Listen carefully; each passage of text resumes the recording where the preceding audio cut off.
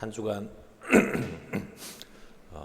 천국 나그네 길에서의 그 배우자의 축복을 한껏 누리셨는지 궁금합니다. 여러분의 고통 속에 또 핍박 속에 또 때로는 또 그냥 그 안에서의 기쁨 속에 있을지라도 어떤 상황과는 상관없이 그 배우자가 하나님께서 이 천국 나그네 길에 주신 축복임을 믿고 살아갈 수 있기를 간절히 소원합니다. 오늘 말씀은 하나님이 그 천국 나그네 길에서 주신 축복 두 번째로 형제에 대한 이야기입니다. 오늘 본문은 그 형제 사랑에 대해 이야기를 하고 있습니다. 오늘 본문 시작이 어떻게 시작을 합니까? 마지막으로 이렇게 이야기를 하죠. 이거는 마지막으로 이야기한다라는 의미가 있다기보다 내가 진짜로 강조하오니 이런 어떤 이야기로 여러분들이 들으시면 됩니다. 그러니까 finally의 이야기가 아니라 importantly의 어떤 그런 강조의 성격에서 베드로가 이야기하고 있습니다. 특별히 베드로의 사명이 더 이렇게 형제의 믿음을 굳게 하는 데 있었던 것을 본다면 형제에 대한 베드로의 깊은 고민이 이 오늘 3장 8절에 나타나 있는 것 같습니다. 앞서는 베드로가 어떤 특정 관계에 있을 때 우리 천국 나그네 길에서 우리 나그네들이 지켜야 될 것을 세세하고 구체적으로 이야기를 했다면, 지금 예수를 믿는 천국 나그네인 성도들 그 옆에 저와 여러분처럼 함께 믿는 형제들을 향해서 이야기를 하고 있는 것입니다. 성경 전반을 살펴보면 형제 사랑에 대한 이야기들이 말씀으로 많이 주어져 있습니다. 예수님도 제자들에게 마지막 강화를 하시면서 결론적으로 이야기했던 것이 무엇입니까? 서로 사랑하라고 제자들에게 말씀하셨죠. 데살로니가 전서에서도 바울 사도는 형제 사랑에 관하여는 너희에게 쓸 것이 없음은 너희가 친히 하나님의 가르치심을 받아 서로 사랑함이라. 그러니까 형제 사랑에 대해서 너희에게 말할 것이 없는데 그 이유가 뭐냐면 너희가 친히 하나님의 가르치심을 받아서 서로 사랑한다는 것. 그러니까 형제 사랑이 하나님의 가르침, 하나님의 말씀에 해당된다고 그렇게 이야기를 하죠. 또 히브리서에서는 형제 사랑에 대해서 이렇게 얘기합니다. 히브리서 13장 1절에서는 형제 사랑하기를 계속하고 이렇게 말하는 것이죠. 형제 사랑이 단순히 한순간 어떤 대상에 머무는 것이 아니라 이건 우리가 천국 나그네로서의 사명을 살아가는데 지속적으로 해야 할 것이라고 이야기하는 것입니다. 베드로 사도도 특히나 형제 사랑에 대해서 이야기를 강하게 합니다. 우리 베드로 후서는 한번 찾아보겠습니다. 1장, 베드로후서 1장 5절부터 7절까지를 한번 읽어보도록 하겠습니다. 함께 읽겠습니다. 이러므로 7절까지 읽겠습니다.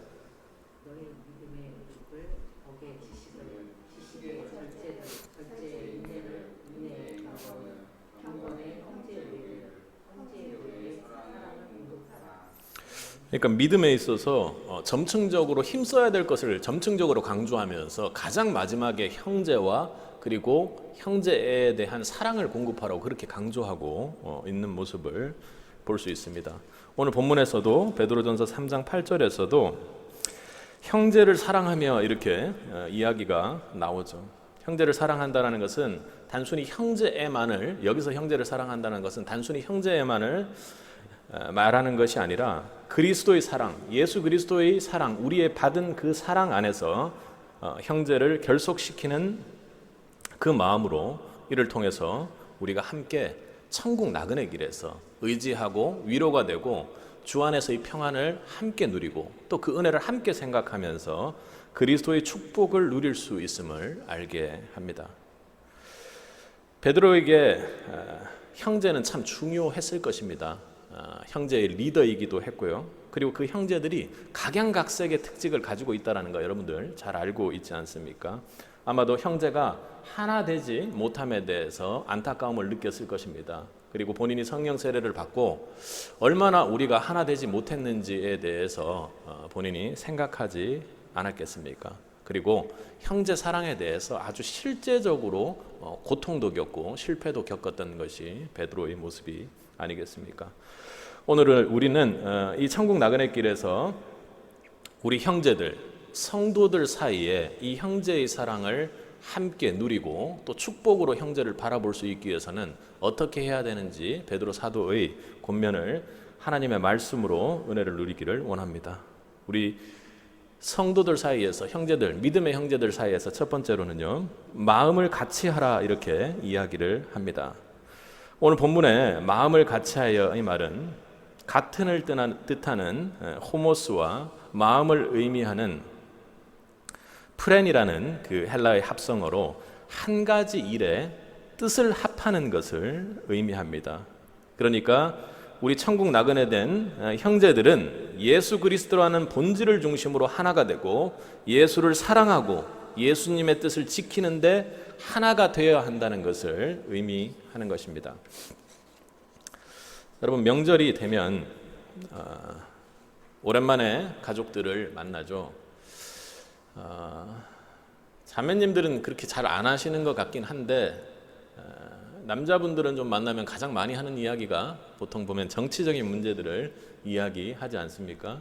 그리고 요즘 참 정치적으로 대선을 앞두고 있기 때문에 큰 화두가 되어 있습니다. 그런데 잘 말씀하셔야 되죠. 하다 보면 이상하게 의상하고 마음도 상하고 정치적인 색깔이 다른 것 있으면 서로 좋지 않은 모습을 보이게 됩니다. 너무 오랜만에 만나서 형제와 그리고 가족의 애를 서로 누리면서 즐거워해야 될 마당에 뭔가 서먹서먹한 일이 일어나고 심지어는 그것 때문에 싸우는 일도 일어나는 거죠. 비본질적인 문제로 형제들이 명절에 난투극을 벌이고 그리고 또 심지어는 요즘은 흉기까지 들어서 큰 어떤 범죄의 사건까지 일어난다는 것, 참 안타까운 일입니다.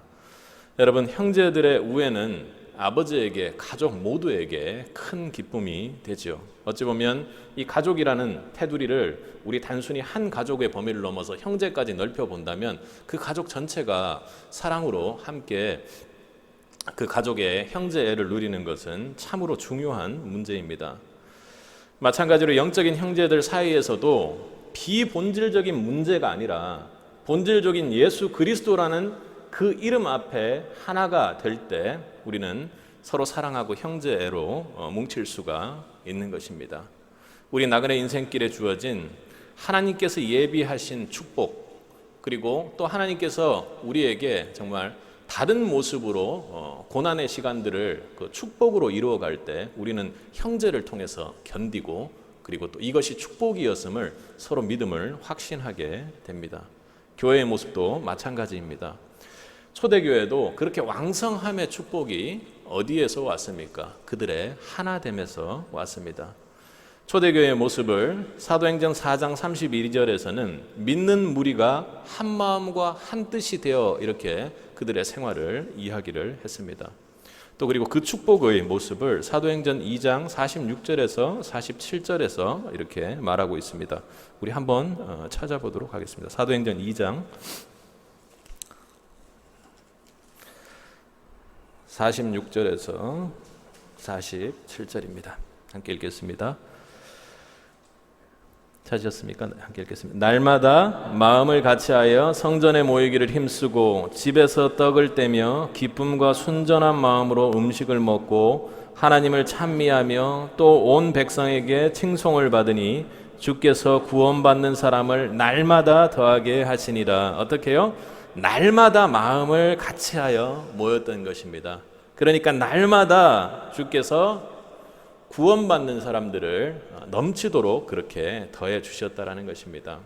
주님을 깨닫기 위해 한 마음, 주님을 사랑하고 이웃을 사랑하는 명령을 지키기 위해 한 마음으로 우리가 교회에 모였더니 그렇게 한 마음으로 주님을 증거할 때 주께서 구원받은 사람들을 날마다 더해 주셨다라는 것입니다. 그런데 요즘은 어떻습니까? 교회에도 비본질적인 것이 본질을 압도해버리는 안타까운 사단의 역사들이 너무나도 크게 일어나고 있습니다. 심지어는 피아노를 사서 오른편에 놓자 왼편에 놓자 하는 것 때문에 마음이 상해서 교회가 갈라지기도 하고 떠나기도 하고, 그리고 그 교회 그 중앙을 가르는 곳에 카페트를 깔 것인지 말 것인지에 대해서 사람들이 심각하게 오랜 기간을 싸우면서 갈라진다고 합니다.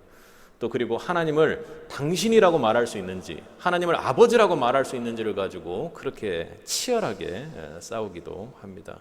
또 목사의 정년이 있어야 하는지 없어야 하는지를 가지고 이것은 교계나 신학계에서 싸우고 있는 것이 아니라 실제로 교회 안에서 성도들이 그런 것들을 가지고 싸우고 있다는 것은 너무나도 안타까운 일입니다. 이런 비본질적인 문제로 진리 되시는 예수님의 영광을 가리는 것, 그것이 오늘날 교회의 모습이 되는 것이 아닌가 해서 참 씁쓸하고 안타까운 일입니다. 오늘 본문의 마음을 같이 하라는 것은 이런 비본질적인 문제에 대해서 동일한 방법, 획일적인 의견을 가지라는 그런 의미는 아닙니다.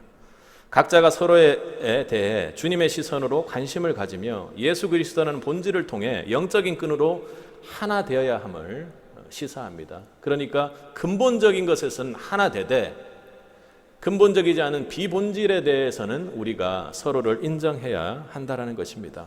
신앙에서 우리가 무엇을 믿는지, 왜 믿는지에 대해서 서로 다투고 싸워서는 안 되겠죠. 그러나 예수를 위하여 주 안에서 방법적 차이는 우리는 인정할 수 있어야 합니다. 너그럽게가 아니라 당연히 수용해야 하는 것이죠. 우리는 성도들 사이에 주 안에서 나타나는 불일치를 기도로 준비하고 예비하여야 합니다. 왜요? 우리의 마음 안에 그런 것들을 받아들이기 힘든 죄성들이 있기 때문이겠죠. 우리는 방법적 다름을 인정해야 합니다. 그것은 옳고 그름의 문제가 아니기 때문이죠. 그리고 다른 한편으로는 방법적으로 상황에 따라서는 다른 사람들의 말이 훨씬 더 합당할 수 있음을 인정할 수 있어야 합니다. 그것이 하나님의 지혜고 하나님의 은혜로부터 일어날 수 있는 일이죠. 그러나 하나님을 더 사랑하고 이웃을 더 사랑해야 하면은 차이가 있을 수가 없습니다. 본질로 하나 되고 여러 은사대로 하나님 나라를 확장해 나가는데 우리 교회가 하나가 되어야 할 것입니다. 그리고 조금 더 깊이 들어가면 주 안에서 방법적인 차이가 날지라도 여러분, 설령 나의 방법이 훨씬 더 현명하게 아무리 생각해봐도 아무리 기도를 해봐도 옳다고 할지라도 다른 형제들의 이야기를 경청할 수 있어야 합니다. 그리고 어떻게 해요? 조금이라도 내 마음, 내 방법들이 인정받기 위해서 어떻게 해서든지 다른 방법과 내 방법을 변증적으로 조합하고 조화를 이루어서 타협점을 찾아서 결론을 내려야 한다는 생각도 여러분 버리시기 바랍니다. 차라리 그 마음들이 해결이 되지 않는다면 오히려 홀로 기도하는 것이 훨씬 더 여러분에게 좋을 것입니다. 왜냐하면 우리 각각이 다른 방법으로 뻗어갈지라도 설령 나는 옳고 상대방이 악한 방법으로 그렇게 해나갈지라도 하나님께서는요, 각각의 방법을 통해 합력하여 선을 이루시는 분임을 우리 모두는 믿을 수 있어야 합니다. 우리는 믿고 서로 주 안에서 격려하고 기도함으로 그렇게 하나가 되어야 합니다. 베드로도 참으로 이에 대해 실질적인 아픔이 있었을 것 같습니다. 여러분 형제 중에서 만약에 우리 이 네 사람이 있는데 그 중에서 한 사람이 가룟 유다처럼 주님을 등지고 배신하고 떠나는 그런 상황이 되었다고 생각해 보십시오. 그러면 형제를 사랑하는, 내가 사랑해야 될 대상이 없어지는 그 상황에서 베드로가 리더로서 그리고 형제를 사랑하는 이 베드로의 열정적인 이 어떤 사랑의 성격으로서 얼마나 고통스럽고 아팠겠습니까? 여러분, 우리는 형제를 사랑하는 공동체인가요? 우리 교회는 그렇습니까? 오늘 베드로 사도의 형제 사랑의 권면은 마음의 하나됨에서 시작된다고 이렇게 이야기를 하고 있지 않습니까? 그렇다면 우리 돌아봅시다. 우리는 주 안에서 하나된 마음인지를 말입니다. 한 주간 기도를 통해 우리가 주 안에서 하나 되기를 소원합니다. 두 번째로 권면은 본문을 보면 마음을 같이하여 체휼하며 이렇게 이야기합니다. 체휼하라고 이야기를 하죠. 조금 여러분들이 이해하기 쉬운 말로 보면 동일한 감정을 느끼다라는 것입니다. 체휼하며 이것은 함께를 뜻하는 쉼과 고통을 받는다는 파스코의 말의 합성어입니다. 그러니까 직접적인 의미는 동정심을 갖는다로 그냥 이렇게 해석을 하는데 정확하게 따지면 다른 사람의 감정 그리고 다른 사람의 상황에 참여해서 고난과 기쁨을 정확히 내 것으로 생각하고 함께 나눈다라는 것입니다. 여러분, 형제를 진정으로 사랑하기 위해 우리는 그들의 고통에 참여할 수 있어야만 합니다. 현실에서는 구체적으로 영적으로 여러분들이 적용을 해보면 형제 사랑은 내가 사랑해서 그 고통에 참여하는 것이 아니라 고통에 참여할 때 그때 그를 더욱 사랑할 수 있는 영적 계기가 됩니다. 고통에 진정한 참여는 형제 사랑에 대한 더욱 간절함으로 구체적인 내 마음에 하나님께서 주신 그 감정의 영역에 은혜를 받게 되는 것이죠. 그래서 우리는 참으로 그 고통의 영역에 그리고 형제의 고통의 영역에 우리가 실제로 참여함으로써 그를 향해 하나님께 정말 간절한 마음으로 중보기도 할 수 있게 됩니다. 히브리서 10장 34절에서는 새 번역으로 보면 이렇게 이야기를 합니다. 형제의 사랑에 대해서 여러분은 감옥에 갇힌 사람들과 고통을 함께 나누었고 또한 자기 소유를 빼앗기는 일이 있어도 그보다 더 좋고 더 영구한 재산이 있다는 것을 알고서 그런 일을 기쁘게 당하셨습니다. 여러분, 형제를 사랑하여 함께 기뻐 고통받는 나그네의 길에는 반드시 하나님의 은혜가 임합니다. 어디에요?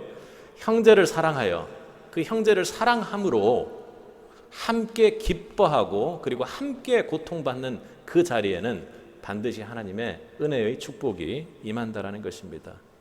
저희가 교회를 통해서 정말 우리가 미약한 힘이 남아 하늘 은혜 프로젝트를 시작했던 이유가 바로 그것입니다. 우리가 정말 이 사람은 열심히 살고 신앙생활도 잘 하는데 현실적으로 봤을 때는 생각지도 못한 고통과 고난 그리고 뭐 또 자녀를 잃는다든지 그리고 가까운 사람들에게 힘든 일이 생긴다든지 하는 일들이 있지 않습니까? 그런데 어떻게 해요? 우리가 그 고통을 위로하고 함께 참여할 때 그 자리에 반드시 하나님의 은혜가 있다는 것 여러분 믿을 수 있기 바랍니다. 그게 사실은 이 마지막 때 여러분들이 해야 될 사역의 핵심이 될 수 있습니다. 우리는 코로나로 무기력하고 자꾸 내 안에 갇히고 신앙도 갇힙니다. 그런데 더 나은 영구한 재산을 위해 현재의 손해보기를 주저하지 않는 자를 하나님은 기뻐하시고 그 자리에서 우리를 만나 주십니다. 그게 하늘 은혜 프로젝트의 하나님께서 저에게 주신 우리 교회에 주신 마음의 중심이 거기 있다라는 것입니다. 우리가 다른 형제들의 고통에 실제적으로 참여함으로 새로운 은혜를 누릴 수 있기를 소원합니다. 또한 조금 더 들어가면 깊은 체휼함의 은혜를 경험하는 사람은 형제의 기쁨에 참여함으로 그 기쁨이 2배가 되는 것을 경험하는 사람입니다. 중요한 게 뭐예요? 그 기쁨이 2배가 되어야 합니다. 참 잘 되었구나 이렇게 했을 때 참 좋은 일이 하고 박수를 치긴 하지만 그 기쁨이 이 사람의 기쁨이고 내 기쁨이 되지 못하는 경우들이 참 많죠. 로마서 12장 15절에서는 이렇게 이야기를 합니다.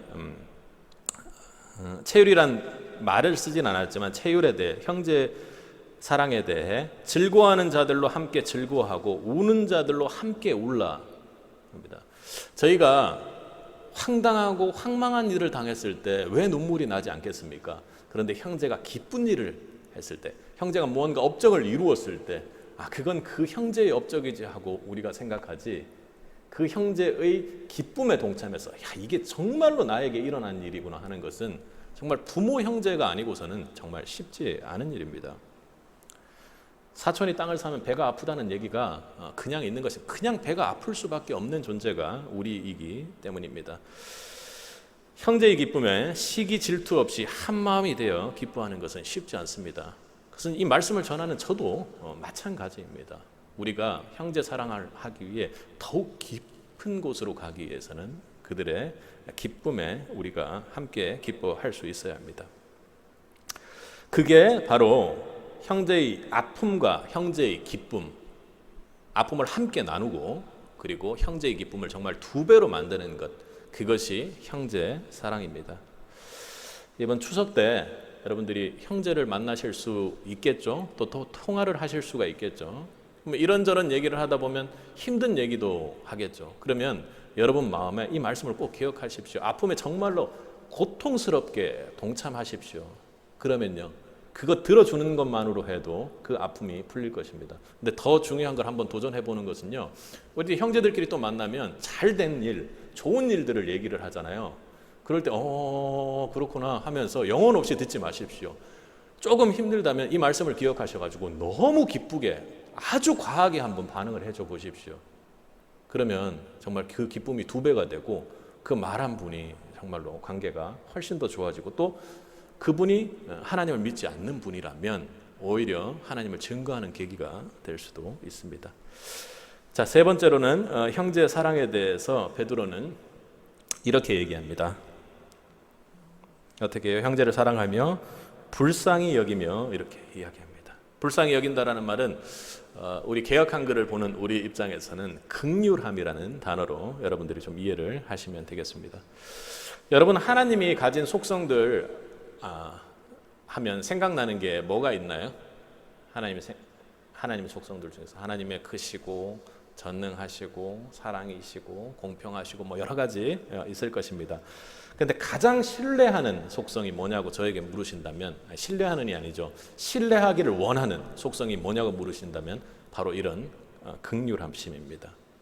저는 긍휼하심, 그러니까 하나님께서 우리를 불쌍히 여기시고 긍휼히 여긴다는 것이 얼마나 감사한 일인지 모르겠습니다. 지금도 생각만 하면은 너무나도 감사해서 눈물이 터질 것만 같습니다. 죄로 고통하는 저와 여러분에 대한 하나님의 긍휼하심이 없었다면 우리는 구원받을 수 없었을 것입니다. 예수님도 영혼들이 그 사단에게 고통스러워하는 그 예루살렘을 보고 슬퍼하시고 긍휼히 여기셨습니다. 제가 이렇게 말씀을 묵상하다가 요즘 그런 생각이 들었어요. 아이들이 이제 점점 커가면서 자기의 의견들이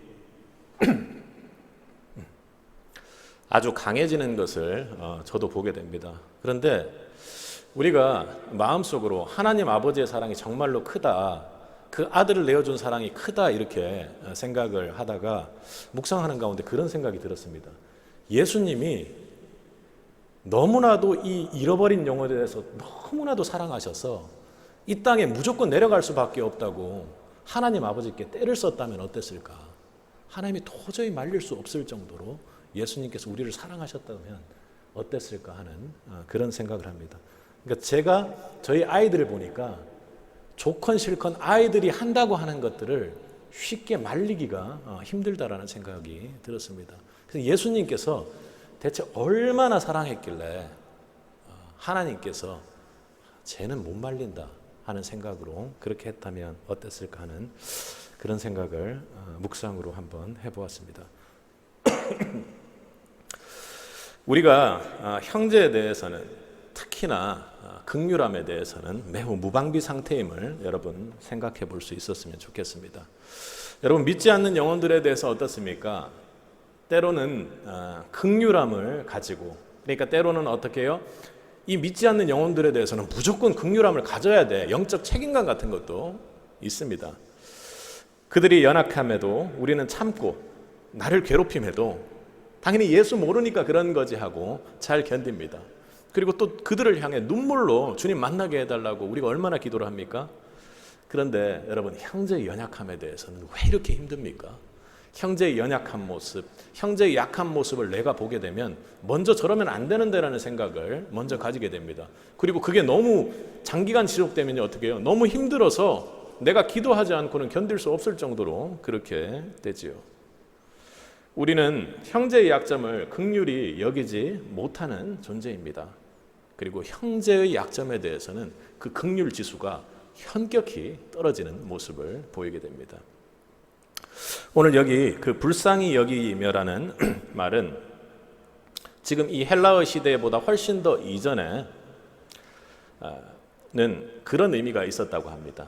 내장이 강한 사람, 불쌍히 여기는 사람을 보고 내장이 강한 사람. 그러니까 무슨 의미냐면 그때는 그렇게 썼다가 이제 동정심이 많고 그리고 또 인간적인 애가 상당히 큰 어떤 그런 의미로 사용되었는데, 아마 이거 말씀을 보면서 그런 생각을 했어요. 야, 너 참 속도 좋다, 이런 얘기를 저희가 하지 않습니까? 그러니까 내장이 강한 사람이라는 것이 불쌍히 여긴다라는 것이 형제를 사랑하는 데 있어서 그 형제의 연약함을 가지고 끝끝내 인내하고야 많은 사람을 가리키는 것이 아닌가 이렇게 생각을 하게 되었습니다.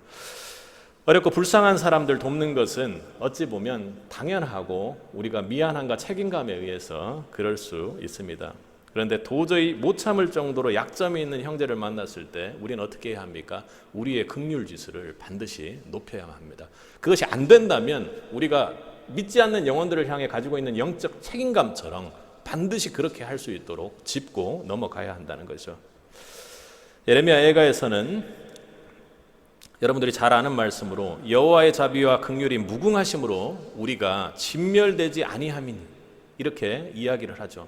우리는 진멸될 수밖에 없는 연약한 존재이고 죄 많은 존재인데 하나님의 자비와 긍휼이 무궁하셨기 때문에 우리가 진멸되지 않는 존재라는 것 여러분 알고 계십니까? 하나님이 끝까지 참는 존재라는 거 여러분 이렇게 스터디에도 이렇게 기록한 거 보면 그런 걸 다 알고 계십니다. 그러한 긍휼함이 우리가 구원받은 이후에도 예수님을 영접한 이후에도 지속되지 않았다면 아마도 수도 없이 우리는 다시 뒤로 구원을 잃게 되었을 것입니다.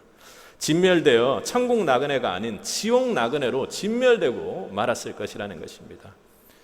우리는 마음을 어렵게 하는 그리고 또 연약한 형제의 부분이 있다면 그 무궁하신 주님의 은혜를 되새길 수 있어야 합니다. 세상에 연약함과 약점이 없는 사람이 어디 있습니까? 무조건 나는 연약함을 보이는 그 형제보다 수배, 수십 배, 수억 배 정도는 더 많은 약점을 가지고 있는 사람이라는 것 여러분 명심하셔야 됩니다. 그건 여러분뿐만이 아니라 저도 마찬가지입니다. 여러분의 약점을 볼 때 저도 신앙적으로 계속 성숙해 나가야 되겠지만 마음이 불편한 마음이 든다면 그때 쓸 수 있는 긍휼 지수를 높이는 가장 큰 방법이 그것입니다. 내가 저 잘못과는 비교할 수 없을 정도의 연약함과 약점을 가지고 있는 사람이다 하고 기도로 엎드리게 되는 것이죠. 다른 누구보다도 영적 형제들의 교제는 주님의 이 긍휼한 마음이 없이는 언제고 쉽게 시험에 들고 사단의 공격에 약점이 될 수 있다는 것 여러분 명심하셔야 됩니다. 왜요? 그들이 이 긍휼함이 없이 사랑이 없이 뭉쳐 있을 때는요 어떠한 일이 벌어질지 사단 입장에서 보면은 불안하기 짝이었겠죠. 그래서 특히나 교회 형제들은 이 점을 염두에 두고 영적으로 깨어 기도해야 하는 것입니다. 형제를 사랑하는 마음의 방해를 넘기 위해서는 이 긍휼의 마음이 절대적으로 여러분 필요합니다. 여러분도 어떤 한 형제가 이 긍휼의 마음을 부어달라고 한 기도 때문에 바로 이 자리에 있을 수 있는 것입니다. 우리의 연약함을 보고 만약에 교회 한 지체가 그 연약함 때문에 막 손가락질하고 막 비난했다고 생각해 보십시오. 그럼 우리가 교회에 나올 수 있었겠습니까? 아닙니다. 우리의 연약함에도 불구하고 누군가는 우리 때문에 울면서 기도했던 그 기도가 여러분을 이 자리로 모았다라는 것입니다. 우리는 하나님 이 긍휼의 마음에 은혜가 부어지게 해달라고 함께 기도할 수 있었으면 좋겠습니다. 네 번째로 형제 사랑에 대해 베드로는 이렇게 이야기를 합니다. 마지막으로 어떻게 이야기를 합니까? 겸손하며 이렇게 이야기를 합니다.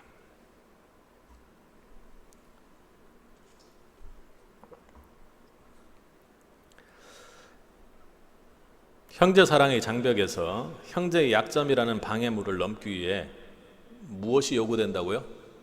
지금 앞서 말했던 것처럼 불쌍히 여김, 긍휼이 요구된다면 겸손은 형제 사랑의 큰 걸림돌 중 하나가 되는 교만을 넘어설 수 있는 영적 자세를 말합니다. 그러니까 겸손은 교만을 넘어설 수 있는 영적인 자세입니다. 교만으로 상대방을 지배하려 드는 것이 우리의 악한 그 본성이고 속성이기 때문입니다. 특히나 리더가 저와 여러분들이 주목해야 할 덕목입니다. 매우 신경을 쓰셔야 되는 거죠. 우리가 교만할 때 어떤 데입니까? 하나님께서 은혜 주실 때 가장 교만하기가 쉽습니다. 하나님께서 우리가 이 나그네 길에 고통의 시간보다는 축복과 물질의 축복과 형제의 축복과 부부의 축복과 여러 가지 현실적으로 내가 체감할 수 있을 정도의 은혜를 주실 때 그때가 문제입니다. 여러분 은혜 주실 때 반드시 교만에 대한 기도를 하십시오. 그러면 하나님께서 어떻게 해요? 그 기도를 받으시고 여러분들을 이 땅의 리더로 사용하실 줄로 믿습니다. 만약 여러분이 교만했구나 하는 그런 생각들이 들면 여러분 바로 회개 기도하십시오. 저도 최근에 그 아이들을 이렇게 좀 가르치고 하는 그런 과정들을 좀 하면서 아이들을 좀 많이 접하게 됩니다. 근데 이제 제가 워낙에 그 영적으로 고통을 겪고 있는 아이들을 축사하고 기도하고 그런 것들을 하는 과정들을 겪다 보니까 이렇게 만나는 아이들을 보면 기본적으로 이야기를 하는 과정에서도 속으로 기도를 해요. 영적으로 좋지 않은 것을 보이면. 그런데 그 친구들과 이제 한 3, 4개월 정도를 지나다 보니까 어느덧 그 영적으로 좋지 않은 악한들이 사라지고 점점점 아이들이 영적으로 좋아지는 모습을 제가 보게 됐습니다. 그리고 그 아이들이 또 다른 사람을 통해서 그런 어떤 그 관계에 대해서 후기하고 평가하는 것들을 들어봤을 때 너무 좋아하는 모습들을 보게 됐습니다. 제가 그런 얘기를 듣게 됐죠.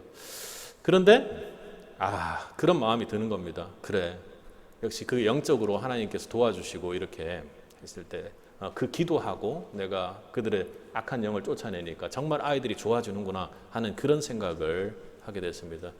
근데 이제 다른 분과 이렇게 이야기를 나누는 과정에서 제가 이런 간증을 했더니 딱 그분의 첫 마디가 그거예요. 하나님의 은혜가 임했군요. 제가 그 말하는 순간 바로 속으로 회개를 하게 됐습니다. 하나님께 축복 주시고 은혜 주셨을 때 어떻게 해요? 내 마음 깊은 곳에 내가 뭔가를 했으니까, 내가 어떤 행위를 했으니까 이 아이들이 바뀌었구나 하는 마음이 있었다라는 것을 제가 영적으로 고백하지 않을 수 없는 부끄러운 순간이었습니다. 정말 회개하고 또 눈물로 회개하고 또 하나님께서 또 은혜를 주시고 주님 마음으로 만져주시는 것을 느꼈습니다. 여러분, 그 은혜의 축복 가운데 내가 교만했다면 제가 지금 금방 말씀드린 간증이나 고백처럼 그때에도 바로 회개하고 주님 성품대로 겸손해지기만 한다면 그 사랑은 다시 진행하게 됩니다. 그러니까 형제에 대한 사랑은 지속적으로 유지가 될 수 있다는 것이죠. 그러므로 겸손함은 형제와의 어떤 그 사랑에 있어서 생활에 가장 중요한 치료제이고 여러분들이 뭔가 교만이라는 병에 걸릴 수 있는 그 상황에서 반드시 백신처럼 예방적으로 여러분들이 은혜를 구해야 하는 기도입니다. 여러분, 겸손은 어떤 마음입니까? 이것도 정확히 영적으로 생각을 하셔야 됩니다. 말투와 표정, 자신의 자세만 낮추는 것 중요합니다. 형제 사랑에 있어서는 매우 중요해요. 하지만 그것은요, 기간적으로 봤을 때 짧은 기간에는 그걸 통해서 형제의 사랑을 다른 사람에게 이해시킬 수 있지만 그것만으로 되는 것이 아닙니다. 오늘 성경에서 말하는 겸손의 마음은 원어로 따져보아도 겸손이라는 것이 아니라 겸손의 마음이라는 뜻임을 여러분 기억하시기 바랍니다.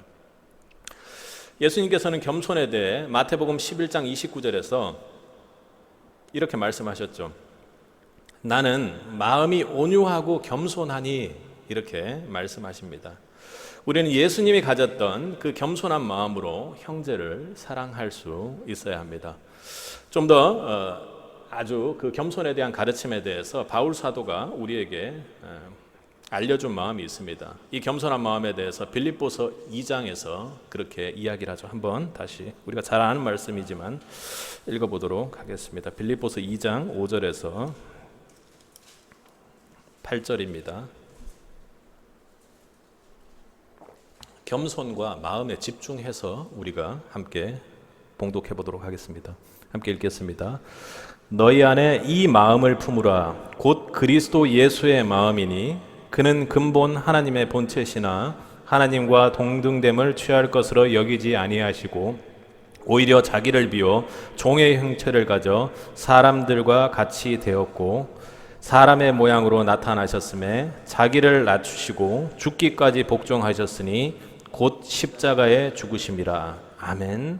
어때요? 너희는 이 마음을 품으라. 그것이 그리스도 예수의 마음인데 그 예수의 마음이 무엇인지를 보면 그분은 하나님과 동체이고 하나님과 동일하신 분인데 그것을 취할 것으로 여기지를 않으시고 오히려 자기를 비워 종의 형체를 가져 사람의 모습으로 되었다고 이야기를 합니다. 여러분, 형제를 이 종의 정신으로 사랑하는 것이 얼마나 힘든 일인지 여러분 잘 아시죠? 솔직한 신앙 고백을 할 때 참 쉬운 일이 아닙니다. 한국교회가 마지막 때 교회를 분열시키는 사단의 역사를 극복하기 위해서는 바울이 말하는 이 종의 정신, 그 예수님의 겸손함을 배워야 합니다. 시대가 마지막 때고 지금 코로나로 인해서 여러분들도 힘들고 영적으로도 많이 침륜되어 있고 국가 전체적으로 이렇게 힘들 때 가장 필요한 리더는 어떻게 해요? 참으로 섬기는 리더고, 또 그리고 아마 가장 훌륭한 지도자로서 어떤 덕목을 우리 사람들에게, 믿지 않는 사람들에게도 꼽으라고 하면 가장 많이 국민을 섬길 수 있는 사람이라고 그렇게 이야기할 것입니다. 정치적으로도 그렇고 우리나라에 참으로 섬기는 지도자들, 그리고 또 우리 교회에도 참으로 섬기는 지도자들만 설 수 있기를 간절히 우리는 기도해야 할 것입니다. 상대방의 종이 되기를 자처하며 겸손한 마음으로 형제를 섬기는 참 리더, 그리고 참 형제가 필요한 것이죠. 여러분 괜찮습니까? 형제의 종이 되기 위해서 교회를 다니는 여러분, 그 은혜가 있기를 간절히 소원합니다. 어느 시골에 형과 아우가 살고 있었습니다. 둘 다 농부로서 형은 결혼을 해서 아내와 아들이 있었습니다. 아우는 아직 결혼을 하지 않은 독신이었습니다. 얼마 후에 아버지가 돌아가시면서 둘은 재산을 나누어 갖게 되었습니다. 추수하고 수확한 사과나 옥수수 등 곡물을 서로 공평하게 나누어서 각기 창고에 넣어두었습니다. 그런 어느 날 밤 동생은 아무도 몰래 그런 생각을 하게 하면서 식구가 많은 형이 여러모로 어려울 것 같다, 자기의 몫을 조금 더 주어야겠다고 생각하고 꽤 많은 양의 곡식을 형의 곳간에 갖다 넣었습니다. 또 형은 형대로 나는 나이가 많고 늙으면 아이가 있어서 그 애들에게 부양받을 수 있겠지만 아우는 독신이니까 늙은 후에는 반드시 재산이 있어야 할 것이라고 생각하고 역시 자기의 곡식을 많은 부분을 동생의 곳간으로 옮겨 놓았습니다. 아침이 되어 형과 아우는 각자 자기의 곳간을 보니 예전 그대로 곡식이 있고 과일들이 있었던 것입니다. 그래서 이상하게 생각하고 그날 밤에도 또 다음 날 밤에도 서로를 모르게 곡식을 옮겨 놓았습니다. 사흘을 계속 같은 일을 하던 그들은 다음 날 밤에 서로의 곳간에서 곡식을 넣어주러 가다가 길에서 서로 마주치게 되었습니다. 그제야 형과 아우는 곡식이 항상 그대로 있다는 이유를 알게 되었고 서로 갖고 있던 옥수수와 사과 같은 농작물을 버려두고 얼싸안으며 그렇게 울었습니다. 여러분 어디선가는 한 번은 이 비슷한 이야기들을 들어보셨을 것입니다. 탈무드에 나오는 이야기입니다. 이것은 참으로 성숙한 형제 사랑에 대한 이야기입니다. 여기서 무엇이 가장 여러분의 마음을 감동하게 하는지요? 서로 모르게 서로를 생각하고 그 곡식을 갖다 주었다라는 것입니다. 참으로 교회는 형제를 주님의 마음, 겸손한 마음으로 사랑하는 성숙한 사랑이 필요합니다. 이것이 바로 세상에서는 발견할 수 없는 영적 형제의 사랑이죠. 여러분, 교회를 떠나는 가장 큰 이유가 무엇입니까? 하나님 때문에 떠나는 사람은 없습니다. 교회의 구성원으로부터 받은 상처 때문이죠. 여러분도 아마 크게 공감하실 것입니다. 교회의 아픔을 겪은 분들이 있기 때문이죠. 참으로 아픈 일입니다. 그러나 우리가 예수의 마음을 품는다면 그 마음 가운데, 여러분의 아픔 가운데 하나님께서 역사해 주시지 않겠습니까? 그런 상처로 예수를 떠난 그들이 다시 주님 앞으로 여러분이 주님의 사랑으로 이겨낸다면 그 계기가 여러분이 될 수 있지 않을까요? 여러분은 이 형제 사랑에 대한 아픔을 분명히 가지고 있을 것입니다. 그건 저도 마찬가지입니다. 그러나 여러분, 낙심하거나 분노하거나 좌절하지 마십시오. 걱정하지 마십시오. 여호와의 자비가 무궁하심으로 그 아픔과 역사보다 크신 그 주님의 사랑이 여러분을 진멸케 하지 않을 것이고 오히려 더 풍성하게 만들어 주실 것입니다. 그리고 그 형제 사랑에 상처받은 영혼들이 교회로 다시 돌아오게 하는 위대한 사역에 저와 여러분을 사용하실 줄로 저는 크게 믿고 있습니다. 그것이 우리 교회의 비전이 되고 우리 교회의 중요한 영적 특성 중에 하나가 되었으면 좋겠습니다. 여러분, 이를 위해 우리가 지금 몇 명 안 되지만 하나 되기가 쉽지 않습니다. 꼭 우리가 하나가 됩시다. 그리고 우리 먼저 서로의 아픔에, 기쁨에 간절히 아파하고 2배, 3배, 10배, 1000배를 기뻐할 수 있었으면 좋겠습니다. 그리고 저와 여러분 약점에 긍휼이라는 그 좋은 마음을 먼저 내어놓는 연습을 해봅시다. 그리고 아픔만은 가난한 성도들 있죠. 교회에 나오지 않는 안나가 성도들, 그 성도들을 위해 우리가 언제나 종처럼 겸손합시다. 이게 우리의 구호와 목표가 되었으면 좋겠습니다. 이제 추석 명절이 시작됩니다. 육신의 형제들을 대할 때도 오늘 베드로 사도가 말한 권면을 받아들인다면 서먹서먹하고 좀 답답한 부분들이 있더라도 우리가 형제 앞에 가서 그들의 아픔을 말도 안 되는, 세상에서 볼 수 없는 공감 능력을 가지고 공감하고 또 그들의 기쁜 자랑될 만한 일을 우리가 훨씬 더 기뻐하면 그들이 주님 앞으로 더욱 돌아오는, 한 번이라도, 또 믿는 가정이라면 한 번이라도 더 믿고 기도하게 되는 그런 계기가 우리를 통해서 일어날 수 있지 않을까요? 그리하여 이번 추석도, 그리고 또 이번 한 주간도 이 천국 나그네 길에 허락하신 형제들이 우리 모두에게 참으로 축복이 되는 은혜가 임하길, 그리고 그들과 함께 이 축복을 함께 누리는 우리 모두가 되길 주님의 이름으로 간절히 축원합니다.